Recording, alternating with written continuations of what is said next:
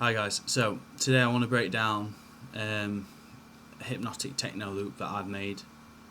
I want to emphasise the synth layers that I've made for this track.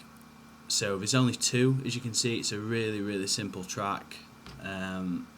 There's not much to these sort of records really when it comes to how much is actually in it. It's more about how you use the things you've got to make them sound big and kind of fill out all that frequency range. So there's only two, like I say, and I've got a top layer and I've got a bottom layer, and I use the top layer for the high end frequencies and I use the bottom layer for the low end frequencies. So throughout the track, the idea is I can kind of mix and match both of them. So I would generally have the bottom layer in, towards the start of the track, and I keep it in over way, and the top layer I would kind of blend it in, once I've mixed in the track, and then maybe blend it out towards the end. And I would probably also do a bit more automation to do with like the effects on it, manipulating the filter or manipulating the delay or reverb. So I'll just solo both these tracks for you. So this is the top layer.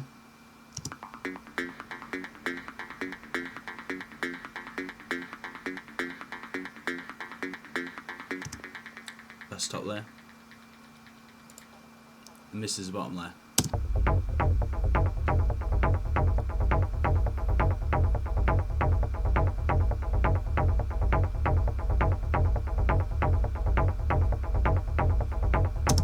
So you see, bottom layer, really bass heavy, top layer, no bass. Self-explanatory really, but I've done quite a lot of processing to both these sounds. I'll show you what it sounds like when I've got the kick drum on, just so you know what the general idea is, what they sound like in the context of the track.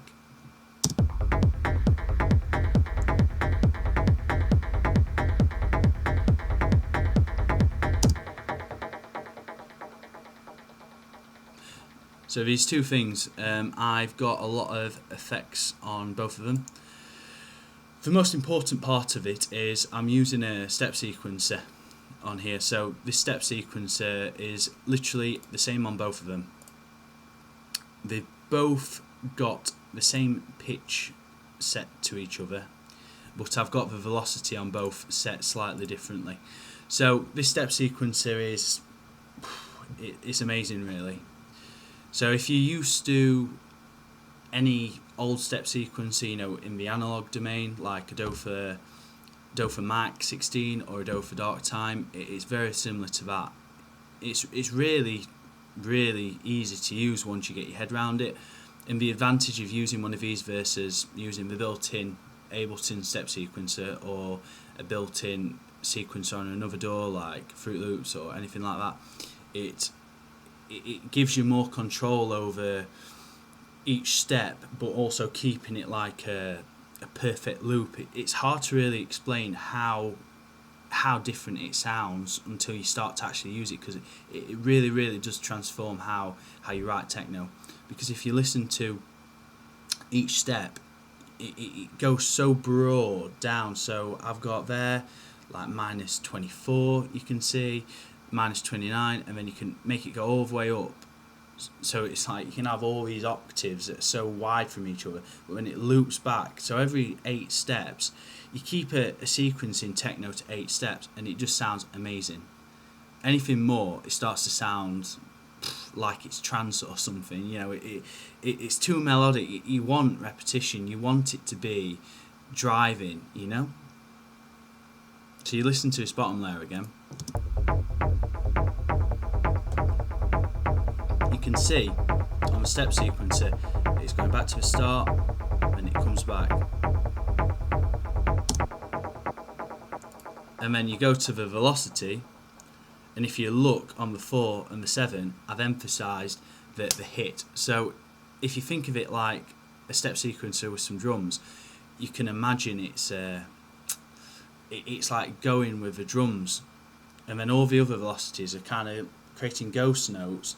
So you can barely hear them, but they're still there. If you listen again.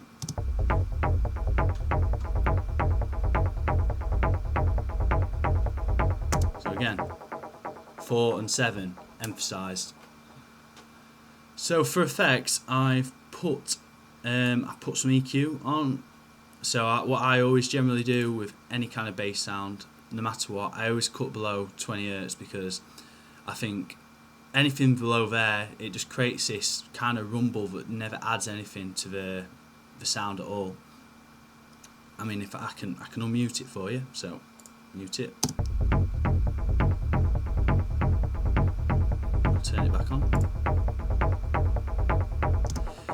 Might sound a bit thinner to listen to there when you turn it on with the EQ, but it just sounds so much better. You know, when you have it on some big speakers or a big PA, it robs a lot of energy when you don't cut it, you see, and you can mix it better in the mix and mastering stage later on down the line when you have your EQ there. So it just cuts off anything that's kind of robbing the energy from the bass. It just sounds so much better when you turn that EQ on.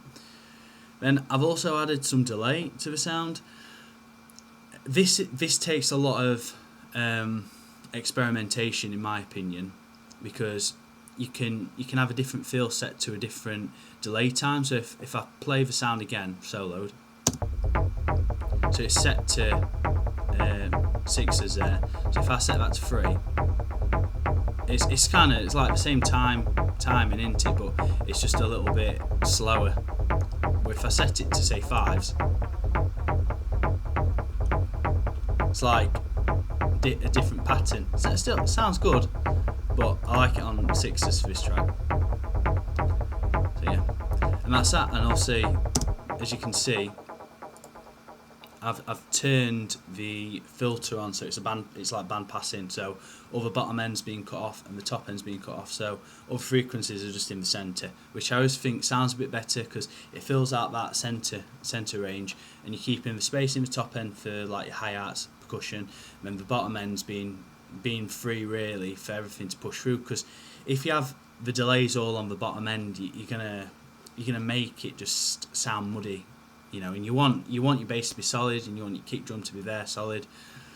Which, what I've also done here is I've added a compressor, because, well, actually I've added 2 compressors. So the first compressor is more for emphasising the transient to the sound that's coming through. So if I give you a listen to what it's doing, so I'll turn it off. I'll turn both of them off actually.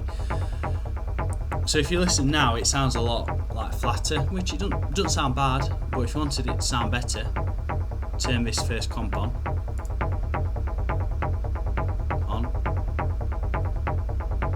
Off. So if you listen to that, it really emphasises the transient coming through, so it just seems to pop. That's how I'd describe it best, and I've set the attack to be quite long, but the release is really short, so it just pops through. And then I will also show you the second compressor. So the second compressor is just for sidechaining. So I've got a 909 kick drum, and I've put to the sidechain input the kick drum, so it just pumps. So when it goes doo doo doo doo, it comes through. So if you listen. Off, on. Then in the mix, if you listen to I'll just put the bottom layer and the kick on, so it just punches through. Turn it off. Doesn't have that same. No.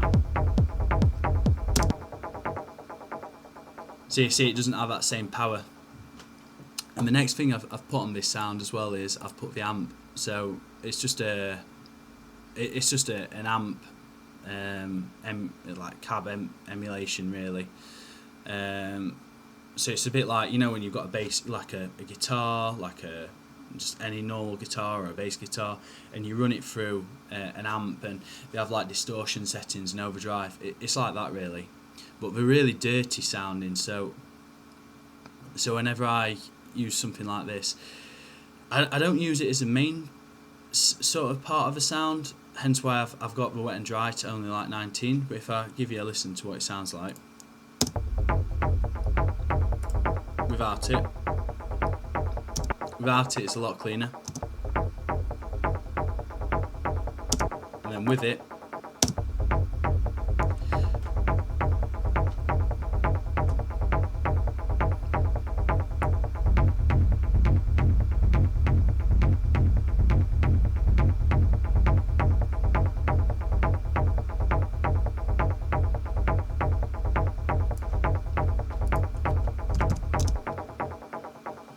so I like that because I can make it have a little bit of bite in the top end, but it doesn't overwhelm the sound, so it's still got the core sound coming through without it being overwhelmed and completely transformed. It's a brilliant way to just add a bit of energy to the top end.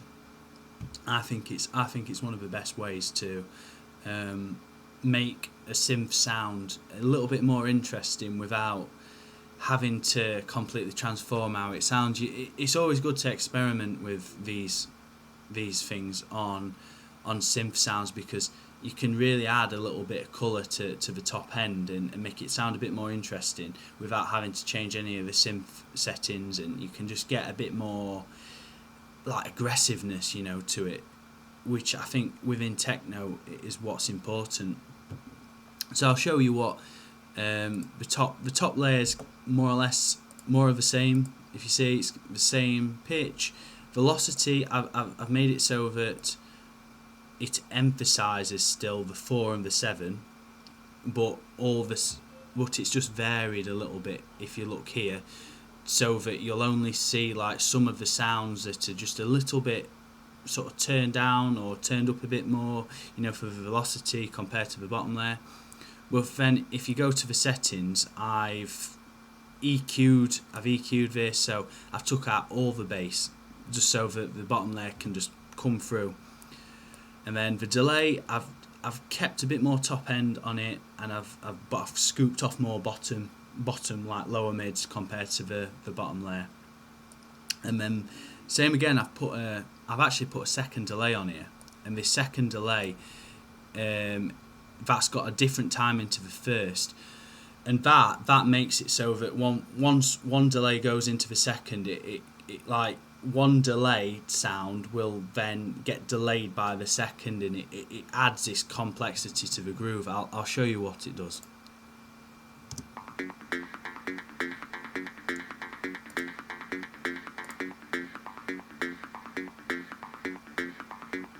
So without any, first delay on.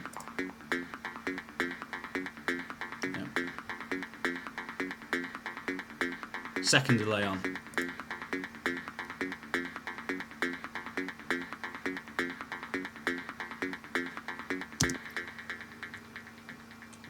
It's just subtle, but it just adds that little bit more.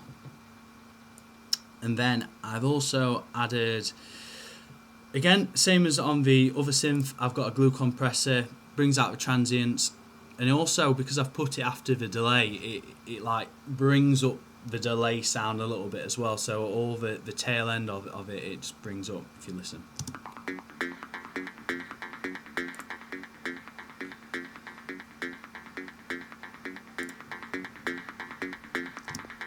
Actually, it does quite a lot there, more than I expected.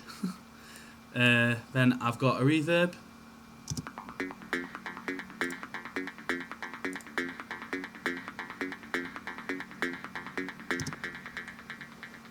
What I wanted from this reverb is I wanted it to give a bit of a splash. You know, when it hits on the 4 or the 7, it's gonna like hit that reverb, and it's gonna just go psh, like it adds a bit of psh, like I can't quite explain what I'm trying to say here, but it's trying to add like a it's trying to add like a splash. You know, it's just it grabs you, it pushes out, and it just grabs you when it hits. And as you can see here, I've also got another compressor that side chains off the kick drum, and again I've got the amp doing the same as the other layer. I'll show you what that sounds like with and without.